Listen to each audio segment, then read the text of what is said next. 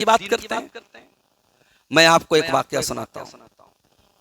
गज़वे उहद हुई, नबी के दौर में गज़वा हुआ, गज़वे उहद। मुसलमान इस जंग में जीती हुई जंग हार गए। जंग का पासा अचानक पलट गया, मुसलमान जो जंग जीत चुके थे वो हार गए। अल्लाह के प्यारे नबी जख्मी हुए, 70 सहाबा शहीद हुए। बड़ी तकलीफ हुई मुसलमानों को जानो माल की। उस तकलीफ भरे लम्हे में कुरान की आयत उतरती है। और कुरान की आयत में अल्लाह ताला सहाबा से ये नहीं कहता तुम्हारी तादाद कम थी, तुम्हारे हथियार कमजोर थे। अल्लाह ने कहा हत्ता इज़ा फशिलतुम व तनाज़अतुम फिल अम्रि व असैतुम मिन बादि मा अराकुम मा तुहिब्बून। ऐ मुसलमानों, जब तुम सुस्त पड़ गए, आपस में इख्तिलाफ करने लगे, रसूल की नाफरमानी करने लगे दुनिया का माल देख करके, मिनकुम मन युरीदुद दुनिया व मिनकुम मन युरीदुल आखिरा, तुम में से एक जमात उन लोगों की हो गई जो माले गनीमत के चक्कर में नबी के हुक्म को तोड़ करके मैदान जंग में चले गए। जहां नबी ने उनको रखा था, तैनात किया था, मुतय्यन किया था, उस जगह को छोड़ के चले गए। सहाबे किराम जख्मी हैं, अल्लाह के प्यारे नबी जख्मी हैं, 70 सहाबा के जनाजे रखे हुए हैं और कुरान की ये आयत नाज़िल हो रही है। कुरान हमें और आपको दर्स दे रहा है कि मुश्किल से मुश्किल हालात में एहतिसाब नहीं रुकना चाहिए। अपनी कमियों को टटोलना, इसमें कोई हरज की बात नहीं है। और वही मुसलमान जो जंगे उहद में इतने परेशान हुए, उससे खतरनाक जंग हुई जंगे अहज़ाब। पूरा मदीना घेर लिया था काफिरों ने, मगर अल्लाह ताला ने मदद की। सन 8 हिजरी में जंगे उहद के 6 साल के बाद मक्का फतह हो गया। खाने काबा में अल्लाह अकबर की आवाज गूंजने लगी। तो मेरे भाइयों, सहाबे किराम की सीरत, नबी की सीरत जब आप पढ़ेंगे, आपको मुख्तलिफ दौर मिलेंगे। और वो दौर हमें ये बता रहे हैं कि जब सहाबे किराम को अल्लाह ताला ने आजमाया, तो हम और आप किस खेत की मूली हैं भाई? हमारी क्या हैसियत है? अलिफ लाम मीम अहसिबन नासु अन युत्रकू अन यकूलू आमन्ना व हुम ला युफ्तनून। क्या लोगों ने ये समझ रखा है उनको आजमाया नहीं जाएगा? क्या लोगों ने ये समझ रखा है कि ईमान के रास्ते में फितने नहीं आएंगे, आजमाइशें नहीं आएंगी? वलक़द फ़तन्नल्लज़ीना मिन क़ब्लिहिम फ़लयअलमन्नल्लाहुल्लज़ीना सदक़ू वलयअलमन्नल काज़िबीन। ईमान का रास्ता है तो आजमाइश तो आएगी, फितने तो आएंगे।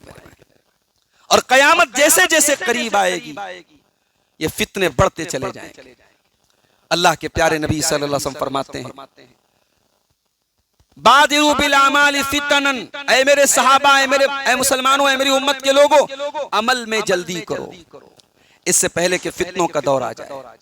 और इस कदर फितने पैदा हो जाएं कक़ित्तिल लैलिल मुज़लिम, जैसे अंधेरी रात में आसमान में सिर्फ अंधेरे नजर आते हैं, वैसे फितने इस कदर नजर आएंगे, उजाला नहीं नजर आएगा, रोशनी नजर नहीं, हर तरफ फितने ही फितने नजर आएंगे। आपने फरमाया युस्बिहुर रजुलु मुमिनन व युमसी काफिरा, सुबह को एक इंसान मोमिन होगा, शाम को काफिर हो जाएगा। शाम को मोमिन होगा, सुबह को काफिर हो जाएगा।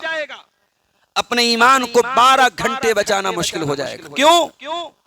क्या बहुत टॉर्चर किया जाएगा, बहुत तकलीफ दी जाएगी? नहीं। फरमाया यबीउ दीनहु बिअरदिन मिनद दुनिया, दुनिया के चंद टकों के बदले इंसान अपने ईमान का सौदा करता है।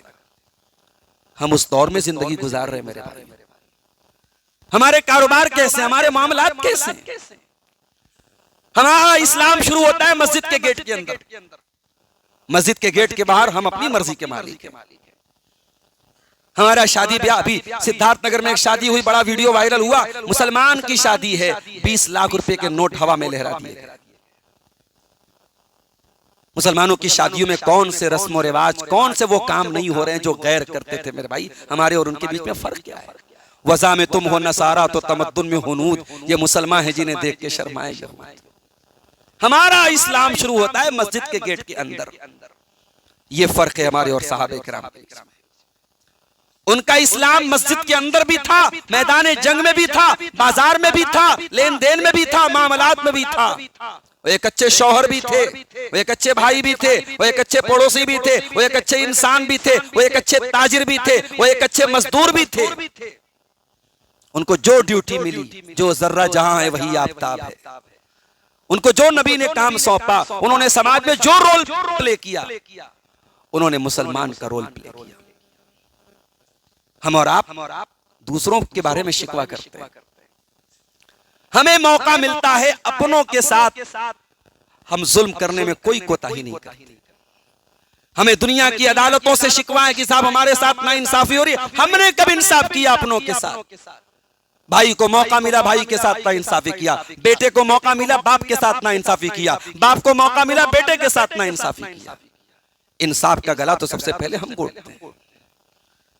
मेरे अजीजों, मेरे भाइयों, अल्लाह का वादा आज भी कायम है। ये दीन अल्लाह का है और अल्लाह अपने दीन की जरूर मदद करेगा। इस दीन पर चलो तो सही। मुसलमानों की एक बड़ी तादाद आज शिर्क में लथपथ है। उसे पट्टी पढ़ा दी गई कि साहब ये हम जो कर रहे हैं ना, ये औलिया किराम की मोहब्बत है, ये बुजुर्गों की मोहब्बत है। मुसलमान वहां सजदे कर रहा है जहां काफिर भी सजदे नहीं करता है। माफ कीजिए, तेरे दीन की पहचान तौहीद है। तेरे नबी ने पत्थर खाए इसी तौहीद के लिए। तेरे नबी ने अकेले पूरे मक्का वालों की दुश्मनी मोल ली तौहीद के लिए, और तेरी जिंदगी में तौहीद की कोई अहमियत नहीं। मेरे भाइयों, तौहीद हमारे दीन की बुनियाद है और तौहीद के बगैर अल्लाह की मदद नहीं आएगी। अल्लाह ने कुरान में कह दिया, वादल्लाहुल्लज़ीना आमनू मिनकुम वअमिलुस्सालिहाति लयस्तक्लिफन्नहुम फिल अर्दि कमस्तक्लफल्लज़ीना मिन क़ब्लिहिम। अल्लाह का वादा है ईमान वालों से, नेक अमल करने वालों से, अल्लाह जमीन में उनको खलीफा बनाएगा। वलयुमक्किनन्न लहुम दीनहुमुल्लज़ी इर्तदा लहुम, अल्लाह उनके दीन को गालिब करेगा। वलयुबद्दिलन्नहुम मिन बादि खौफिहिम अमना, अल्लाह उनको अमन और चैन अता फरमाएगा। शर्त क्या है? याबुदूननी ला युशरिकून बी शैआ, मेरी इबादत करो, मेरी इबादत में किसी को शरीक मत करो। और आप ये ना समझें साहब कि हमारा अकीदा तो बहुत अच्छा है, हम तो शिर्क नहीं करते, हम तो गैरुल्लाह के आगे सर नहीं झुकाते। आपको सिर्फ अपनी फिक्र नहीं करनी, अपने बच्चों की भी फिक्र करनी है। जिन लोगों ने अपनी आने वाली नस्लों की फिक्र नहीं की, अपने रिश्तेदारियों में, अपनी शादी ब्याह में उन्होंने दीन को तरजीह नहीं दी, वो तो तौहीद पर रहे। उनकी आने वाली नस्लें शिर्क व बिदअत के रास्ते पे चली गई। अगर इब्राहिम खलीलुल्लाह को अपनी औलाद की और नस्ल की फिक्र, और इब्राहिम खलीलुल्लाह कहते हैं वजनुबनी व बनिया अन नअबुदल असनाम, कि इलाही तू मुझे और मेरे बच्चों को बुत परस्ती से बचा, तो हम और आप, मेरे भाइयों, हमें और आपको तो और ज्यादा फिक्र होनी चाहिए। हमारी परेशानी और जिल्लत और रुसवाई का एक सबब यह भी है कि आज हमने दीन के सिलसिले में नबी का बताया हुआ मनहज और नबी का बताया हुआ रास्ता छोड़ दिया। आज हर जगह 1.5 ईंट की एक दीवार खड़ी है, हर शख्स अपनी एक बोली बोल रहा है, हर शख्स कुरान की अपने हिसाब से तफसीर कर रहा है, हर शख्स हदीस की अपने हिसाब से इंटरप्रिटेशन कर रहा है। माफ कीजिएगा, कुरान और हदीस, यकीनन दीन तो कुरान और हदीस का नाम है। कुरान और हदीस सिर्फ दीन सिर्फ कुरान और हदीस का नाम है, मगर कुरान और हदीस की एक्सप्लेनेशन भी वही चलेगी जो सहाबे किराम ने समझी थी। मनमानी नहीं चलेगी। नबी की कोई हदीस है, कुरान की कोई आयत है, उसका जो मतलब सहाबा ने नहीं समझा, जो ताबईन ने नहीं, जो इस उम्मत के बेहतरीन लोगों ने नहीं समझा, आज आप एक नया मतलब निकाल रहे हैं, आज आप एक नई तावील कर रहे हैं।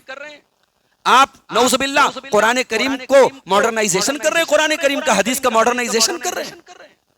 एक आदमी पैदा होता है, कहता है साहब दज्जाल कोई इंसान नहीं होगा, दज्जाल तो ये शैतानी ताकत का नाम है।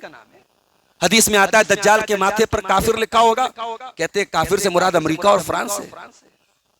अमेरिका के आखिर में का है, फ्रांस के शुरू में फेरे है, तो काफिर हो गया अमेरिका और फ्रांस मिलकर, यही दोनों दज्जाल है। और ऐसी चीजों और ऐसी दावत के मानने वाले हमारे नौजवान हो भी जाते हैं। दरभंगा का एक आदमी खड़ा हुआ, शकील बिन हनीफ नाम का, इस वक्त उसके गुर्गे जो है दिल्ली में, औरंगाबाद में, पूरे हिंदुस्तान में फैले। वो अपने आप को ईसा कहता है, अपने आप को मेहदी कहता है। हमारा नौजवान उसकी बात मान भी लेता है। ये क्यों हो रहा है? क्योंकि हमने ये अथॉरिटी सबको दे दी कि तुम कुरान को अपने हिसाब से एक्सप्लेन करो, तुम हदीस को अपने हिसाब से एक्सप्लेन करो। हम कहते हैं कुरान और हदीस की वही एक्सप्लेनेशन चलेगी जो सहाबे किराम के दौर में थी। नबी ने हमें सिर्फ कुरान और हदीस नहीं दिया है, कुरान और हदीस की एक्सप्लेनेशन भी दी है। कुरान और हदीस पर प्रैक्टिकल अमल करके दिखाया है सहाबे किराम। उसी का नाम मनहजे हक है, उसी का नाम मनहजे सलफ है। अल्लाह के प्यारे नबी ने फरमाया, तरक्तुकुम अलल बैदा लैलुहा कनहारिहा, मैं तुमको ऐसे रास्ते पे छोड़ के जा रहा हूं, ऐसे मनहज पे छोड़ के जा रहा हूं जो मनहज बिल्कुल क्लियर है। नबी के दौर में, सहाबे किराम के दौर में, ताबईन के दौर में जो मनहज था वही मनहज आज हमें अपनाना पड़ेगा। और आगे बढ़िए। अभी शेख ने तकरीर में एक बात की, इत्तेहाद की बात। हमारे बीच में इत्तेहाद नहीं, मसलकी इत्तेहाद छोड़ दीजिए, जात बिरादरी का इख्तिलाफ हमारे दरमियान है, इलाकाई तासुब हमारे दरमियान है, जबानों का तासुब हमारे दरमियान है। इतने तासुबात में मुसलमान घिरा है कि हम दूसरों को क्या इत्तेहाद का दर्स दें। हमें तो नबी अकरम सल्लल्लाहु अलैहि वसल्लम ने एक धागे में पिरोया था। मेरे भाई, मेरे नबी ने जो दीन दिया था, उस दीन में जात बिरादरी के हिसाब से कोई आला, कोई अशरफ, कोई रजील, कोई अशरफ नहीं है। मेरे नबी ने जो दीन दिया था, उस दीन में कोई ऊंचा, कोई नीचा नहीं है। मेरे नबी ने जो दीन दिया था, उस दीन में रंगो नस्ल की बुनियाद पर कोई ऊंच नीच नहीं। मेरे नबी ने जो दीन दिया था, उस दीन में ऊंच और नीच का सिर्फ एक मियार है। इन्न अक्रमकुम इंदल्लाहि अत्काकुम, तकवा आपके अंदर कितना है, अल्लाह का डर कितना है। अल्लाह क्या बस यही मैटर करेगा, आपकी जात, आपकी बिरादरी, आपके पुरखे कौन थे। हाँ, पितरम सुल्तान बूत, मेरा बाप बहुत बड़ा बादशाह था, माफ कीजिएगा, अल्लाह के ये मैटर नहीं करता। अल्लाह के यहाँ बगावत पर हो आमादा तो डूबे नूह का बेटा, बगावत पर हो आमादा तो डूबे नूह का बेटा, यहाँ नामो नसब की बरतरी से कुछ नहीं होता। इब्राहिम का बाप जहन्नम की आग में जा रहा है और नूह अलैहिस्सलाम का बेटा जहन्नम की आग में जा रहा है। लूत अलैहिस्सलाम की बीवी अपने शौहर पर ईमान ना लाने की वजह से जहन्नम में जा रही है, और फिरौन जैसे जालिम की बीवी आसिया जन्नत का रास्ता तय कर रही है। अल्लाह के यहाँ ये रिश्ते, ये नाते, ये खानदान, ये मैटर नहीं करता मेरे भाइयों। अल्लाह के ईमान और अमल मैटर करता है। इत्तेहाद पैदा करो मेरे, और इत्तेहाद की बुनियाद वो भी कुरान ने बताया। जब तक बुनियाद पर नहीं आओगे, जब तक उस प्लेटफॉर्म पे नहीं आओगे, ये इत्तेहाद की आवाजें आती तो रहेंगी, इत्तेहाद कभी पैदा नहीं होगा। इत्तेहाद उसी कलमे के जरिए पैदा होगा, उसी आवाज के जरिए पैदा होगा। इस आवाज पर अल्लाह के नबी ने सहाबा को मुत्तहिद किया। कभी मौका मिले आप तारीख पढ़ के देखें, वो अरब के लोग जिनके अंदर कबाइली असबियत इस कदर थी, जरा सी बात पे बरसों तक जंगे चलती थी, नस्ल दर नस्ल जंगे चलती थी। नबी ने ऐसा भाई भाई बना दिया कि हजरत उमर बिलाल हबशी से कहते हैं कि बिलाल हमारे आका हैं, और हमारे आका अबू बकर ने हमारे आका बिलाल को आजाद किया है। जिस समाज में गुलाम को जानवर समझा जाता था, उस गुलाम में बिलाल जैसे इंसान को, जो किसी दौर में गुलाम थे, हजरत उमर फारूक अपना आका कह रहे हैं। ये मोहब्बत इस्लाम ने पैदा की है, ये मोहब्बत जनाब मोहम्मद रसूलुल्लाह सल्लल्लाहु अलैहि वसल्लम पैदा की है। इस्लाम तो हमें वो मिजाज देता है, अल मोमिनु लिल मोमिन कल बुनियान यशुद्दु बाज़ुहु बाज़ा, मोमिन मोमिन के लिए इमारत की तरह। अगर आपके हिंदुस्तान के, आपके सूबे के किसी इलाके में कोई बेकसूर मरा है, उसका दुख आपका दुख हो, उसकी माँ के आंसू आपको अपनी माँ के आंसू लगे, उसके घर में होने वाली रोने की आवाजें आपको अपने घर की आवाजें, आपके दिल में वो कर्ब महसूस हो जो उस माँ ने महसूस किया था जिसके जवान बेटे को मार दिया। आप ऐसे खुद गर्ज न बने कि साहब मेरी रोजी रोटी तो चल रही है, मेरे बच्चे तो चैन से जी रहे हैं, मेरा कारोबार तो चल रहा है, दुनिया क्या हो रहा है मैं इससे मतलब नहीं रखता। आप इतने खुद गर्ज न बने। कुछ नहीं कर सकते, कम से कम वो कर्ब तो महसूस करे, वो तकलीफ तो महसूस करे अपने सीने में। अल्लाह के नबी फरमाते हैं, मुसलमान आपस में एक दूसरे से इतनी मोहब्बत करें, इतनी हमदर्दी रखें, इतना प्यार करें, कमसलिल जसदिल वाहिद, जैसे इंसान का जिस्म होता है, इज़िश्तका मिन्हु उज़्वुन तदा लहु साइरुल जसद बिस्सहरि वल हुम्मा, अगर बदन का एक हिस्सा भी जख्मी होता है तो सारा बदन बुखार में, तकलीफ में पड़ जाता है। ये मोहब्बत अपने अंदर पैदा करो मेरे भाई, ये इत्तेहाद और इत्तेफाक पैदा करो। हमारी जिल्लत और रुसवाई का एक सबब ये भी है, हम दुनिया कमाने और दुनिया में बेहतर जिंदगी गुजारने का तो हमें हुक्म दिया गया था, मगर हम दुनिया के होकर रह गए। हमारी जिंदगियों में आखिरत के लिए कोई जगह नहीं। हम दुनिया को बेहतर बनाने के लिए दिन रात मेहनत कर रहे हैं। कभी इस पर भी हमने गौर किया कि कब्र की जिंदगी में क्या होगा? दुनिया में हम कभी जरूरतमंद होते हैं, हमारा बेटा हमारी मदद आके कर देता, हमारी बीवी हमें आकर के सहारा दे देती, लेकिन एक वक्त ऐसा भी आएगा जब आपका बेटा आपकी कब्र पे मिट्टी दे के हाथ झाड़ के चला जाएगा। आपकी बीवी 2-4 दिन आंसू बहाएगी, 4 महीना 10 दिन इद्दत गुजारेगी, कब्र में क्या हो रहा है बीवी को कोई मतलब नहीं है। कयामत का दिन होगा, फला अंसाब बैनहुम यौमइज़िन वला यतसाअलून, न बीवी बेटे, न बीवी शौहर के काम आएगी, न बेटा बाप के काम आएगा। उस दिन हमारा क्या होगा? कभी इस पर हमने गौर किया मेरे भाई? हमारे प्यारे नबी सल्लल्लाहु अलैहि वसल्लम अपने बेटी को, अपने खानदान के लोगों को कहते हैं, अनक़िज़ू अनफ़ुसकुम मिनन नार, अपने आप को जहन्नम की आग से बचा लो। ऐ मेरी बेटी फातिमा, अपने आप को जहन्नम की आग से बचा लो। कभी हमारे अंदर ये सोच पैदा हुई कि हमारी फैमिली जहन्नम की आग से कैसे बचे? उसके लिए हम क्या इंतजाम कर रहे हैं?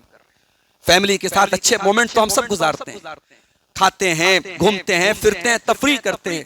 कभी हमने इस मसले पर भी गौर किया कि हमारी फैमिली के अंदर दीन कितना है, हमारे बच्चों के अंदर आखिरत का खौफ कितना है, हमारे माँ बाप, हमारे फैमिली के अंदर दीन का जज्बा और एहसास कितना है? हजरत उमर बिन अब्दुल अजीज रहमतुल्लाह अलैह जब खलीफा हुए, रात भर बिजी थे। जाहिर है खलीफा हुए, नया चार्ज संभाला है उन्होंने, बड़ी जिम्मेदारियां थी, इसको देना है, उसको देना है, ये करना है, वो करना है। पूरी रात गुजर गई, फजर की नमाज पढ़ के बिस्तर पे जाने लगे। उनका 17 साल का बेटा था अब्दुल मलिक। उसने कहा, अब्बा जान कहाँ, क्या करने जा रहे हैं? का बेटा इन्नी उरीदु अन अगफ़ुव गफ़वतन, बेटा रात भर का थका हूं, थोड़ा सुस्ताने जा रहा हूं। कहा, अब्बा जान बरसों से मजलूमों के साथ जुल्म हुआ है, कितने मजलूम आपके इंतजार में है कि उनको उनका हक मिलेगा और आप आराम करने जा रहे हैं। का बेटा रात भर का जगा हूं, जोहर तक आराम कर लेता हूं, फिर नमाज के बाद अपने काम को कंटिन्यू करूंगा। 17 साल का बेटा अपने बाप से कहता, अब्बा जान इस बात की जमानत है कि आपके पास कि आप जोहर तक जिंदा रहेंगे? इस बात की गारंटी है आपके पास? का नहीं बेटा, इस बात की गारंटी तो नहीं है। कहा, अब्बा जान अल्लाह न करे अगर इसी हालत में आप चले गए, उम्मत के अमीरुल मोमिनीन की हैसियत से आप अल्लाह के यहाँ जाएंगे, आप क्या जवाब देंगे? लोगों की उन आसरा लगाई हुई निगाहों का आप क्या जवाब देंगे? हजरत उमर बिन अब्दुल अजीज ने अपने बेटे को सीने से लगाया और कहा, अल्हम्दुलिल्लाहिल्लज़ी अखरज मिन सुल्बी, ऐ अल्लाह तेरा करम है कि तूने ऐसी औलाद से नवाजा है जो दीन के रास्ते पे मेरी मदद करती है। फैमिली हो तो ऐसी हो मेरे भाई, परिवार हो तो ऐसा हो। शौहर भटकने लगे, बीवी हेल्प करे, बीवी गलत रास्ते पे जाने लगे, शौहर मदद करे, औलाद से कहीं चूक हो, माँ बाप उसको रहनुमाई करें। ये एक मुसलमान की फैमिली होनी चाहिए। आज अफसोस की बात है, हमारे अंदर दीनदारी है तो इंडिविजुअली दीनदारी है। बेटा नमाज पढ़ रहा है, बाप बेफिक्र है, बाप नमाज पढ़ रहा है, बेटे को कोई फिक्र नहीं। इंसान अपनी फैमिली पर क्यों मेहनत नहीं कर रहा, अपने परिवार पर क्यों मेहनत नहीं कर रहा है, इस पर हमें गौर करने की जरूरत है। आज नौजवानों के हालात आप देखें, बड़ी तादाद में हमारे नौजवान नस्ल में ज़िनाकारी सरायत कर चुकी है। मैं कोई हवाई बात नहीं कर रहा हूं, मैं रियल ऑन ग्राउंड बात कर रहा हूं। आज हमारी नौजवान नस्ल बड़ी तादाद में बदकारी में डूबी हुई। आप शहरों के, गांव के, कस्बों के हर जगह के हालात में देख रहा हूं। वजह क्या है? आसान हो गया है गुनाह करना। एक जमाना था बदकारी करना, जिनाकारी करना, उस तक रसाई बहुत मुश्किल थी। आज सोशल मीडिया के प्लेटफॉर्म ने आसान कर दिया है। एक गैर महरम लड़की से किसी लड़के का बात करना बड़ा मुश्किल था, आज इंस्टाग्राम है, फेसबुक है, व्हाट्सएप है, आसान है।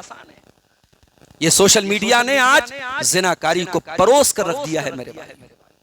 आप यकीन नहीं करेंगे, 5 टाइम का नमाजी, रातों में तहज्जुद पढ़ने वाला, अगर उसके पास भी स्मार्टफोन है तो उसका भी इस बुराई से बचना आज मुश्किल हो चुका है। बहुत सारे नौजवान इस बुराई में मुब्तला है।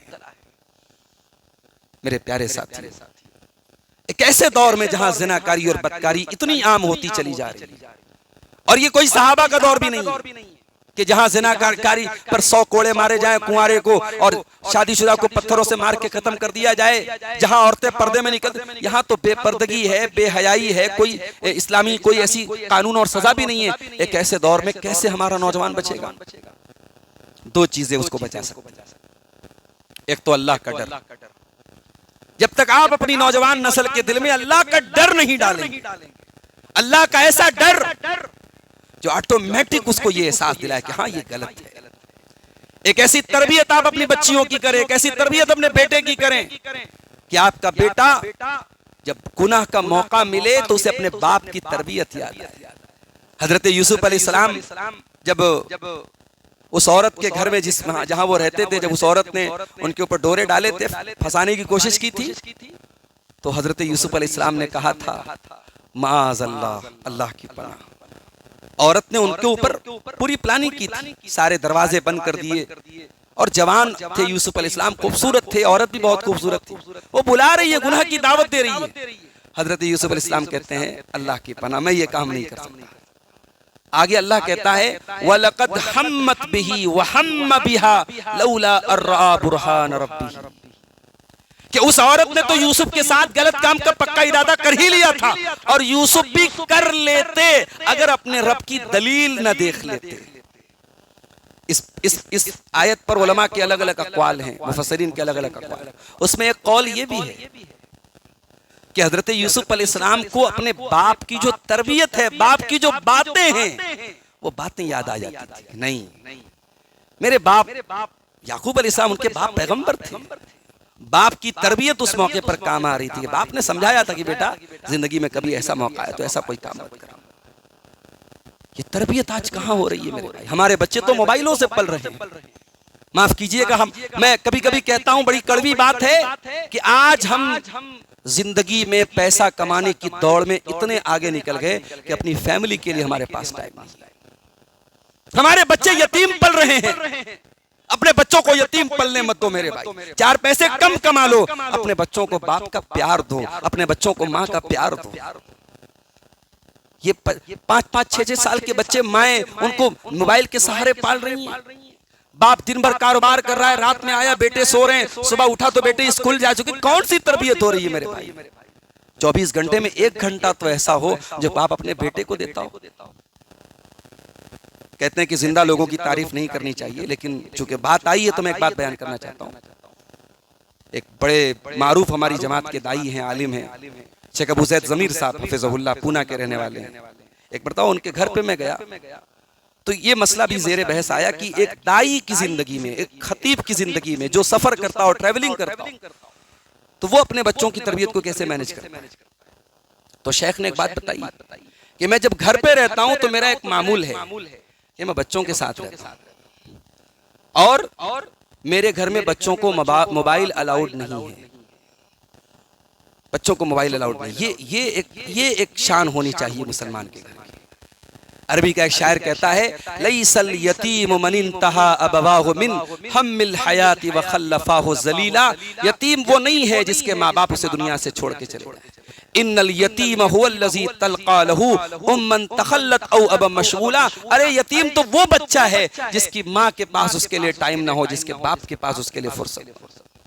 कभी आपने गौर किया, हजरत लुकमान कोई नबी तो नहीं थे, उनके बारे में सही कौल ये कि वो नबी नहीं थे। उनके नाम पर कुरान में पूरी सूरत क्यों उतर गई?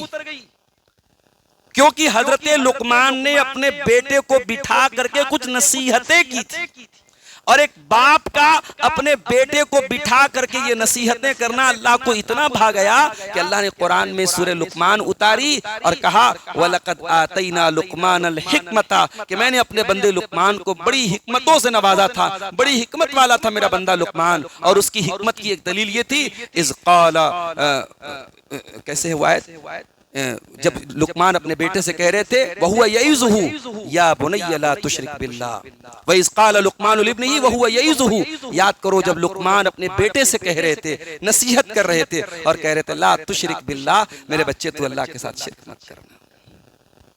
तरबियत बहुत जरूरी चीज है मेरे भाई। इस दौर में आपके बच्चों को तरबियत बचाएगी। अल्लाह का डर अगर आपने अपने बच्चों के दिल में डाला है, वो डर बचाए। अल्लाह के प्यारे नबी मस्जिद में बैठे हुए हैं, आपके नवासे हजरत हसन रजी अल्लाह ताला, 5-6 साल की उम्र है उनकी, मस्जिद में खेल रहे हैं, सदका की कुछ खजूरें आके रखी हुई है मस्जिद में। 5 साल के बच्चे को क्या पता कि खजूर सदका की है कि ज़कात की है कि कहाँ की है। बच्चे ने खजूर उठाई, मुंह में डाल दी। अल्लाह के प्यारे हबीब की नजर पड़ी। अब एक तरीका तो ये था कि आप खजूर मुझके मुंह में से निकाल के फेंक देते, ये तरीका हम और आप आमतौर से अपनाते हैं। नबी ने क्या कहा? नबी ने कहा कक कक, बेटा थूक थूक निकाल। अमा शउरत अन्ना ला नाकुल सदका, तू नहीं जानता तू मोहम्मद का नवासा है, तेरे ऊपर सदका जायज नहीं। अल्लाह अकबर। 5 साल के बच्चे को अल्लाह के नबी हलाल और हराम सिखा रहे हैं, बता रहे कि ये सदका की खजूर है तेरे लिए। अब वो बच्चा जो भी 5 साल का, कहते हैं बच्चों का दिमाग ब्लैंक होता है, जो उस पे आप ढाल दे वो सारी जिंदगी याद रहेगी। 5 साल के बच्चे को अगर मोहम्मद रसूलुल्लाह ने ये सिखा दिया कि ये तेरे लिए हराम है, वो बुढ़ापे तक, आखिरी उम्र तक उसको याद रहेगा कि मेरे नाना ने मुझे सिखाया था कि ये हराम है। हम लोग दुआए कुनूत पढ़ते हैं ना, उलमा कहते हैं कि दुआए कुनूत अल्लाह के नबी के अमल से साबित नहीं है। वित्र की जो नमाज में हम दुआए कुनूत पढ़ते हैं, अमलन कोई ऐसी हदीस नहीं मिलती कि अल्लाह के नबी ने ये कुनूत पढ़ी हो। नबी ने सिखाई है और सहाबा ने पढ़ी। तो जो हम कुनूत वित्र पढ़ते हैं आमतौर से, अल्लाहुम्मा हदनी फीमन हदैत व आफिनी फीमन आफैत व तवल्लनी फीमन तवल्लैत, ये कुनूत वित्र जो है ये हदीस के अल्फाज हैं कि अल्लाह के नबी ने हजरत हसन और हुसैन को सिखाई, और हसन और हुसैन रज़ी अल्लाह ताला अन्हुमा ने उम्मत को बताई। आप अपने बच्चों की ऐसी तरबियत करें मेरे भाई, और यकीन करें आपका बेटा अगर आपकी तरबियत की वजह से, आपकी बेटी अगर आपकी तरबियत की वजह से किसी गुनाह से बच गया, किसी गुनाह से बच गई, उसको उस गुनाह से बचने का जितना सवाब मिलेगा, आप के मरे हुए कई साल हो चुके होंगे और आप किसी कब्रिस्तान के किसी कब्र में आपको दफनाया गया होगा, मगर आपका बेटा गुनाहों से बचेगा, उसका अजर सवाब आपके नामे अमाल में लिखा जाता रहेगा। बच्चों की तरबियत करो मेरे भाई, अल्लाह का डर उनके अंदर पैदा करो। और जिनाकारी और बदकारी के इस दौर में दूसरा बड़ा अहम काम, निकाह को आसान करो। निकाह को आसान करो, सिर्फ बयान की हद तक नहीं, प्रैक्टिकली। अभी बनारस में हमारे साथियों में से, हमारे अजीजों में से एक साहब ने अपने बेटे की शादी की, माशाअल्लाह ताकत वाले हैं, पैसे वाले हैं। उन्होंने कहा नहीं साहब, हम कोई जहेज का एक सामान नहीं लेंगे। हालांकि अब तो भाई कहीं कहीं तो बिरादरियों में और खानदानों में जहेज एक स्टेटस होता है कि भाई हम क्यों नहीं, हम अपनी बेटी को क्यों नहीं देंगे। लेकिन अगर बेटे का बाप अड़ जाए कि हम नहीं लेंगे तो नहीं लिया उन्होंने, कुछ शादी हुई अल्हम्दुलिल्लाह, अल्लाह बरकत दे उस निकाह में। तो ये एक पहल है, हमें इसकी शुरुआत करनी चाहिए। निकाह को हम आसान करें, सिंपल करें। और मैं ये भी कहूंगा सिर्फ जहेज का ना लेना, सिर्फ बारात को ना लेके जाना ये काफी नहीं। आज उम्मत को बहुत सारे मसाइल दरपेश है मेरे भाई, बहुत सारी जगहों पर उम्मत को सरमाए की जरूरत है। आज हमारे यहाँ दावतों में भी जो एहतमाम हो रहा है और जो वैरायटी है, कहीं कहीं तो मैंने देखा कि 20-20 तरीके के आइटम हैं और एक बड़ा सरमाया इन दावतों पे खर्च हो रहा है। ये मुनासिब बात नहीं है मेरे भाई। ठीक है, आपके पास दौलत है, दौलत जरूरी नहीं कि उसको एक स्टेटस बनाया जाए। आप सिंपल तरीके से अपने दोस्तों को, अकारिब को, रिश्तेदारों को आप दावत दें। आप वलीमा में भी सादगी का एहतमाम करें। जरूरी नहीं कि आप, लोग क्या समझते हैं वलीमा सुन्नत है तो साहब हम अपने स्टेटस के एतबार से करेंगे। वलीमा में भी सादगी अपनाएं, निकाह को आसान करें। अल्लाह के प्यारे नबी के दौर में आपने अपनी बेटियों के निकाह किए, सहाबा ने अपने निकाह किए, उसमें करोड़पति लोग, उस्मान गनी करोड़पति आदमी थे, चाहते तो एक शानदार वलीमा की दावत जो पूरे मदीना में रिकॉर्ड में लिखी जाती, ऐसी कोई दावत उस्मान गनी ने नहीं की, क्योंकि उम्मत को बहुत सारी जगहों पे माल की जरूरत थी। तो हम निकाह को आसान करें मेरे अजीजों। और आगे बढ़िए, हमारे जवाल के असबाब में से बहुत बड़ा सबब ये है मेरे भाई कि हम कुरान करीम से दूर हो चुके हैं। कभी गौर कीजिए कि आपने आखिरी मर्तबा कुरान को कब खोल के पढ़ा है।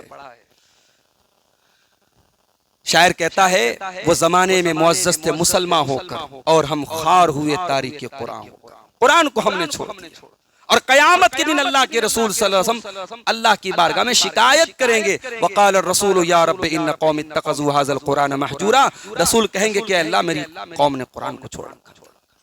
कुरान को पढ़ो मेरे भाई, और कुरान को जब आप गौर से पढ़ेंगे, कुरान सिर्फ ऐसी किताब नहीं 1 हरफ पढ़ो 10 नेकी मिलती है, वो तो सवाब मिल रहा है। कुरान जितना आप पढ़ेंगे, मुताला करेंगे, तफसीर पढ़ेंगे, गौर करेंगे, आपके दिल की बीमारियां कटती चली जाएंगी, गिरती चली जाएंगी, आपको एहसास भी नहीं होगा। कुरान करीम की तिलावत